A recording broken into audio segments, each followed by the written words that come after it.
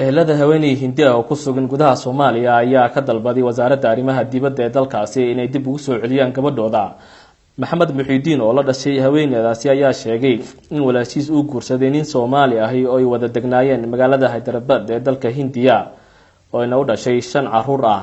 sidoo kale waxa uu sheegay in sanadkii 2013 uu ka codsaday ninka qabay walaashiis inay soo booqato qoyskooda oo ku sugan Soomaaliya, balse wixii intaasi ka dambeeyay gabadhooda ay dareemaysay dhibaato xoogan oo soo wajahday. waxaana kamid ah dhibaatadaasi sida uu sheegay Muxiidiin in loo diiday cuntada. waxaana sidoo kale intaasi ku daray in ninkeedii markii hore uusan soo raacin kadibna uu amabaxay dalka Mareykanka.